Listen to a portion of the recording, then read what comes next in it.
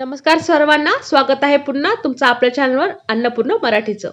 तर चला आज आपण बनवूया साबुदाणा खिचडी। खूप मैत्रिणींना प्रश्न पडतो की साबुदाणा किच्चा होतो, सुट्टा होत नाही। तर त्यासाठी आपण साबुदाणा आदल्या रात्री स्वच्छ 2-4 पाण्याने धुवून घेतला, 10 मिनिटं पाण्यामध्ये भिजत ठेवला, 10 मिनिटांनी पाणी ड्रेन करून घेतलं, रात्रभर झाकून ठेवून दुसऱ्या दिवशी सकाळी करायला घेतला। हे आता आपण साहित्य घेतलंय, बटाटा चिरून धुवून घेतलाय, भाजून घेतलेला शेंगदाण्याचा कूट, धुवून बारीक चिरलेली कोथिंबीर, चवीनुसार मीठ, जिरं, शेंगदाणे आपण घेतलेले आहे ते फ्राय करून घेणार आहोत, बारीक कट करून घेतलेली हिरवी मिरची, कढीपत्ता, थोडीशी साखर आणि लिंबू। गॅस चालू करून आता आपण कढई ठेवली, त्यात आपण तेल टाकूयात। तेल गरम झाले, शेंगदाणे फ्राय करून घेऊयात। शेंगदाणे फ्राय झालेत, काढून घेऊयात। आता बटाट्याचे काप फ्राय करून घेऊयात। मीडियम गॅसवर बटाटे फ्राय करून घेऊ। झाकण ठेवलंय, बटाटे फ्राय होऊ देऊ। छान बटाटे फ्राय झालेत, काढून घेऊयात।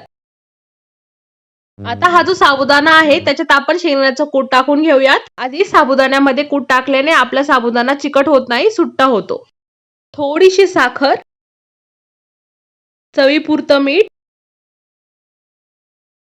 चांगलं मिक्स करून घ्यायचंय, म्हणजे जे काय आपण इन्ग्रेडियंट्स टाकले ते सगळ्या साबुदाण्याला लागले जातील। लिंबू पिळलाय, मिक्स करून घ्यायचंय। आपला साबुदाणा छान असं चटपटीत होणार आहे। तर परत गॅसवर कढई ठेवली, त्यात तेल आहे, तेल गरम झाले, आपण जिरं टाकले, जिरं छान फ्राय होऊ देऊ।